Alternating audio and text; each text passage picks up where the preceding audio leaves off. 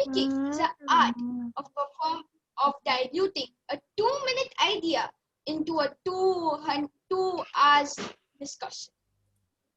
So what are the aspects of public speaking? And what is public speaking? Public speaking is the art of performing a speech, of telling a speech in front of a huge crowd. It may be also small, but a live, real crowd.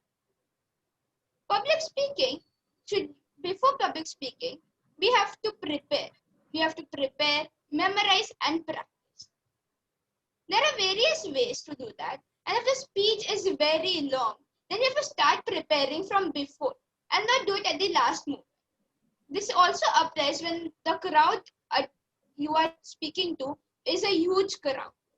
Also, when your speech is short and you know it is going to be in front of a small crowd, then maybe you can prepare the speech a bit later. How do you perform a speech and how do you memorize it? So for memorizing speech, you have to concentrate while you speak. And while learning, you have to associate it with things. So with something which is very funny or serious or something you relate things. Then you have to repeat at proper intervals. So if I learn it today, then I have to remember it and repeat it after some time. Because then I will forget and then I will lose that. There are 3 P's of public speaking, which is prepare, practice, and perform.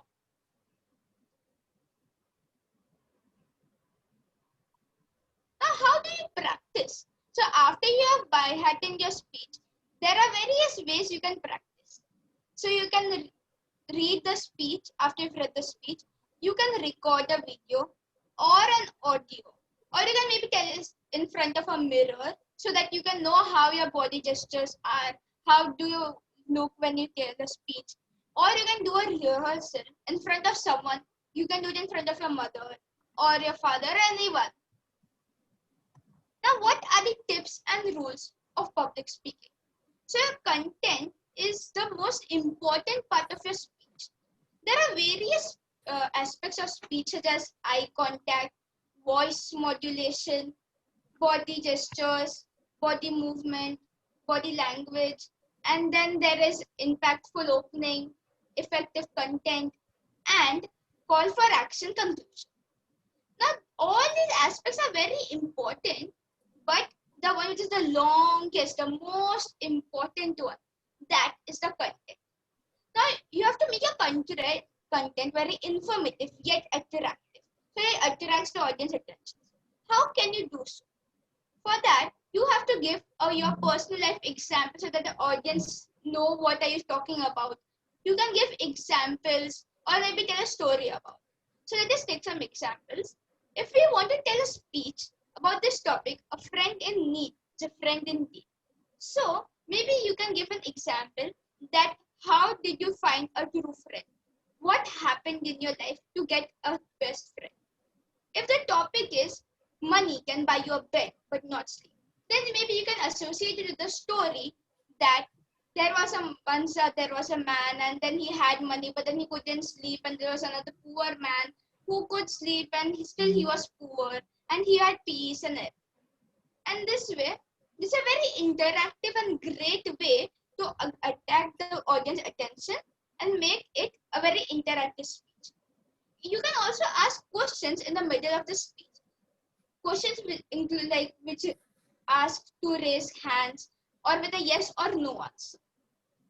These are very great ways to continue a speech. All in all, I would like to say that all the elements of speech, which is the voice modulation, eye contact, and all the others, are very important. But the most important thing is how you present.